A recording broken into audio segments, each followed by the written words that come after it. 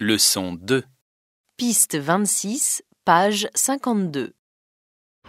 Nous sommes en direct de Bretagne, dans un petit village de pêcheurs où la violente tempête d'hier a fait des dégâts considérables. Quelle est la situation aujourd'hui, monsieur le maire? La situation est très difficile. 25 000 foyers sont encore privés d'électricité et EDF n'envisage pas le retour à un service normal dans les prochaines heures. Tout pourrait rentrer dans l'ordre d'ici à la fin de la semaine. Mais avec le froid qui sévit en ce moment, on craint un peu les jours qui viennent. On dit que les secours auraient réussi à atteindre les maisons qui avaient été isolées par les chutes d'arbres sur la route. Il n'y aurait pas de victimes. Vous confirmez cette information? Oui, les engins viennent de finir de déblayer la chaussée et on a pris contact avec les habitants de ces maisons. Il y aurait 2 blessés légers, mais compte tenu de l'ampleur de la catastrophe, ce n'est rien du tout. Et le téléphone? France Télécom devrait rétablir les lignes dans les heures qui viennent. De ce côté-là, ça va aller. Le port a subi des dégradations importantes, n'est-ce pas? Ah, ça oui. Nous ne sommes pas encore en mesure de dresser un bilan complet, mais les dégâts sont très, très importants. Et les travaux de remise en état pourraient se chiffrer en millions d'euros. Leçon 2. Piste 26, page 52. Nous sommes en direct de Bretagne, dans un petit village de pêcheurs où la violente tempête d'hier a fait des dégâts considérables. Quelle est la situation aujourd'hui, monsieur le maire? La situation est très difficile. 25 000 foyers sont encore privés d'électricité et EDF n'envisage pas le retour à un service normal dans les prochaines heures. Tout pourrait rentrer dans l'ordre d'ici à la fin de la semaine. Mais avec le froid qui sévit en ce moment, on craint un peu les jours qui viennent. On dit que les secours auraient réussi à atteindre les maisons qui avaient été isolées par les chutes d'arbres sur la route. Il n'y aurait pas de victimes. Vous confirmez cette information? Oui, les engins viennent de finir de déblayer la chaussée et on a pris contact avec les habitants de ces maisons. Il y aurait 2 blessés légers, mais compte tenu de l'ampleur de la catastrophe, ce n'est rien du tout. Et le téléphone? France Télécom devrait rétablir les lignes dans les heures qui viennent. De ce côté-là, ça va aller. Le port a subi des dégradations importantes, n'est-ce pas? Ah, ça oui. Nous ne sommes pas encore en mesure de dresser un bilan complet, mais les dégâts sont très, très importants. Et les travaux de remise en état pourraient se chiffrer en millions d'euros. Piste 27, page 54. Francine, vous êtes vendeuse, responsable du rayon chaussures pour femmes aux Galeries Royales. Comment s'est passé ce premier jour de solde? Comme toujours, le premier jour, c'est de la folie. C'est-à-dire? C'est-à-dire que les clientes sont prêtes à tout pour faire de bonnes affaires. Enfin, pas toutes, mais si elles ont repéré des articles qui les intéressent avant les soldes, elles se jettent dessus de peur qu'une autre les prenne à leur place. Il y a aussi celles qui veulent tout essayer, celles qui discutent les prix soldés pour avoir un rabais plus élevé. C'est épuisant. C'est quand même une ambiance sympathique, non? Bah, pas toujours. Ce matin, j'avais 2 clientes intéressées par la même paire de chaussures. L'une avait le pied droit en main. Piste 27, page 54. Francine, vous êtes vendeuse, responsable du rayon chaussures pour femmes aux Galeries Royales. Comment s'est passé ce premier jour de solde? Comme toujours, le premier jour, c'est de la folie. C'est-à-dire? C'est-à-dire que les clientes sont prêtes à tout pour faire de bonnes affaires. Enfin, pas toutes, mais si elles ont repéré des articles qui les intéressent avant les soldes, elles se jettent dessus de peur qu'une autre les prenne à leur place. Il y a aussi celles qui veulent tout essayer, celles qui discutent les prix soldés pour avoir un rabais plus élevé. C'est épuisant. C'est quand même une ambiance sympathique, non? Bah, pas toujours. Ce matin, j'avais 2 clientes intéressées par la même paire de chaussures. L'une avait le pied droit en main, l'autre le pied gauche. Et c'était la dernière paire. Vous me croirez si vous voulez, mais ni l'une ni l'autre ne voulaient renoncer à les acheter. Histoire de rigoler, je leur ai proposé de leur en vendre chacune une, mais ça ne les a pas fait rire du tout, au contraire. Donc, les soldes aux Galeries Royales, ça marche bien. Bien sûr que ça marche. Mais à mon avis, il fait beaucoup trop doux pour qu'on vende tout le stock de bottes qu'on a en magasin. On n'a pas eu d'hiver cette année, alors bien sûr, les bottes, ça s'est pas très bien vendu. Piste 28, page 56.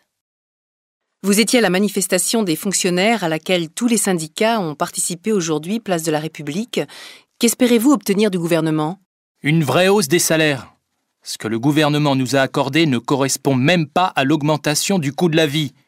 Il y a un minimum au-dessous duquel on ne peut même pas discuter. Ça fait 6 ans qu'on nous demande de faire des efforts. C'est inadmissible. Vous êtes prêt à faire la grève pour ça? S'il le faut, bien sûr. 3 syndicats ont déjà déposé un préavis de grève pour le 8 février. Les autres ne se sont pas encore prononcés, mais je pense qu'ils vont les rejoindre. On ne peut pas continuer à regarder notre pouvoir d'achat fondre comme neige au soleil sans rien faire. Il faut que le gouvernement ouvre de véritables négociations auxquelles doivent participer tous les syndicats. Que pensez-vous de l'idée couramment répandue selon laquelle vous avez déjà beaucoup d'avantages en tant que fonctionnaire? Mais madame, parmi les fonctionnaires, il y a beaucoup de bas salaires, des salaires avec lesquels il est impossible de vivre décemment aujourd'hui. La sécurité de l'emploi, c'est bien, mais ça ne suffit pas à nourrir une famille.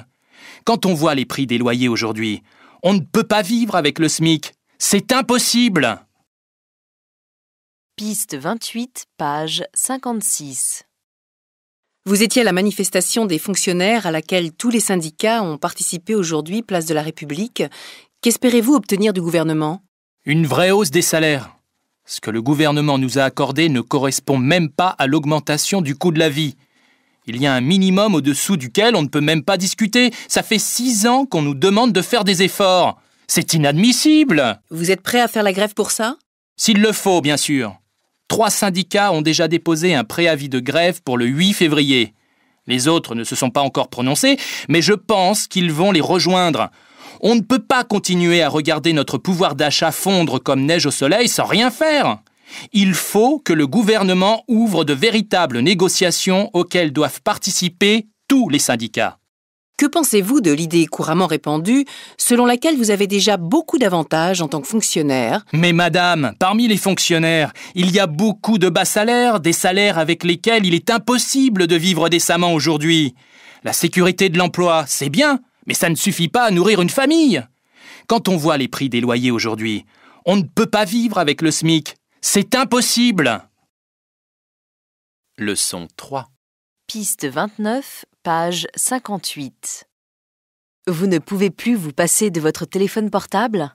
Rien d'anormal. Il est devenu, pour beaucoup d'entre nous, un objet indispensable à notre vie quotidienne. Tandis que la vente de mobiles est un peu en perte de vitesse dans le monde, celle des téléphones intelligents, les smartphones, ne cesse de progresser. Aujourd'hui, environ la moitié des adultes de la planète possèdent un smartphone, et les spécialistes prévoient que nous atteindrons les 80% d'ici 5 ans, et peut-être même plus tôt. Sur les 1,9 milliard de téléphones portables vendus cette année, seuls 700 000 sont des téléphones mobiles. Mini-ordinateur personnel, le smartphone donne accès à de multiples applications qui transforment nos vies, et cela ne fait que commencer. De nombreux domaines sont concernés, pour ne pas dire tous. C'est notre société tout entière qui est bouleversée, notre vie privée comme notre vie professionnelle, l'industrie comme l'agriculture, les moyens de transport comme le commerce, l'information ou même la médecine. La révolution numérique est en marche dans le monde entier, pour le meilleur et pour le pire. Certains n'y voient qu'une source de loisirs, alors que d'autres y trouvent un moyen de survie. Dans les pays en voie de développement, par exemple, où elle permet aux petits paysans d'accéder facilement et en temps réel à des informations essentielles, comme les alertes météo, les prix des semences ou les prix de leurs produits sur le marché, alors qu'avant, seuls les grands propriétaires pouvaient avoir accès à ces informations. Elle leur donne également accès à des modules de formation de qualité ou à des modes de paiement à distance qui leur permettent de s'intégrer plus facilement dans le tissu économique. Transmettre des données est devenu très abordable grâce à la baisse spectaculaire des tarifs. Le coût d'envoi mobile d'un mégaoctet est tombé de 8 $ à quelques centimes en une dizaine d'années. D'autre part, la connexion est déjà possible dans beaucoup de zones rurales reculées, car les infrastructures sont relativement simples à installer. L'accès à un mobile est plus répandu en Afrique que l'accès à l'eau potable ou à un compte en banque. Comme ces nouvelles technologies séduisent les jeunes, elles leur permettront de changer leur monde. Mais, bien sûr, toute médaille a son revers. Et la technologie numérique ne fait pas exception. Si être connecté est nécessaire, ne pas savoir se déconnecter peut avoir des conséquences néfastes. Certains parlent même de dépendance. 80% des propriétaires de smartphones consulteraient leur téléphone en moyenne toutes les 15 minutes pour y chercher des informations ou contrôler leur messagerie. Mais la menace la plus importante est peut-être celle qui pèse sur le secret de la vie privée. Il est en effet bien difficile de protéger ces données personnelles lorsqu'elles circulent aussi facilement sur la toile par le biais de nos téléphones. Leçon 3. Piste 29, page 58. Vous ne pouvez plus vous passer de votre téléphone portable ? Rien d'anormal. Il est devenu, pour beaucoup d'entre nous, un objet indispensable à notre vie quotidienne. Tandis que la vente de mobiles est un peu en perte de vitesse dans le monde, celle des téléphones intelligents, les smartphones, ne cesse de progresser. Aujourd'hui, environ la moitié des adultes de la planète possèdent un smartphone et les spécialistes prévoient que nous atteindrons les 80% d'ici 5 ans et peut-être même plus tôt. Sur les 1,9 milliard de téléphones portables vendus cette année, seuls 700 000 sont des téléphones mobiles. Mini-ordinateur personnel, le smartphone donne accès à de multiples applications qui transforment nos vies, et cela ne fait que commencer. De nombreux domaines sont concernés, pour ne pas dire tous. C'est notre société tout entière qui est bouleversée, notre vie privée comme notre vie professionnelle, l'industrie comme l'agriculture, les moyens de transport comme le commerce, l'information ou même la médecine. La révolution numérique est en marche dans le monde entier, pour le meilleur et pour le pire. Certains n'y voient qu'une source de loisirs, alors que d'autres y trouvent un moyen de survie. Dans les pays en voie de développement, par exemple, où elle permet aux petits paysans d'accéder facilement et en temps réel à des informations essentielles, comme les alertes météo, les prix des semences ou les prix de leurs produits sur le marché, alors qu'avant, seuls les grands propriétaires pouvaient avoir accès à ces informations. Elle leur donne également accès à des modules de formation de qualité ou à des modes de paiement à distance qui leur permettent de s'intégrer plus facilement dans le tissu économique. Transmettre des données est devenu très abordable grâce à la baisse spectaculaire des tarifs. Le coût d'envoi mobile d'un mégaoctet est tombé de 8 $ à quelques centimes en une dizaine d'années. D'autre part, la connexion est déjà possible dans beaucoup de zones rurales reculées, car les infrastructures sont relativement simples à installer. L'accès à un mobile est plus répandu en Afrique que l'accès à l'eau potable ou à un compte en banque. Comme ces nouvelles technologies séduisent les jeunes, elles leur permettront de changer leur monde. Mais, bien sûr, toute médaille a son revers, et la technologie numérique ne fait pas exception. Si être connecté est nécessaire, ne pas savoir se déconnecter peut avoir des conséquences néfastes. Certains parlent même de dépendance. 80% des propriétaires de smartphones consulteraient leur téléphone en moyenne toutes les 15 minutes pour y chercher des informations ou contrôler leur messagerie. Mais la menace la plus importante est peut-être celle qui pèse sur le secret de la vie privée. Il est en effet bien difficile de protéger ces données personnelles lorsqu'elles circulent aussi facilement sur la toile par le biais de nos téléphones.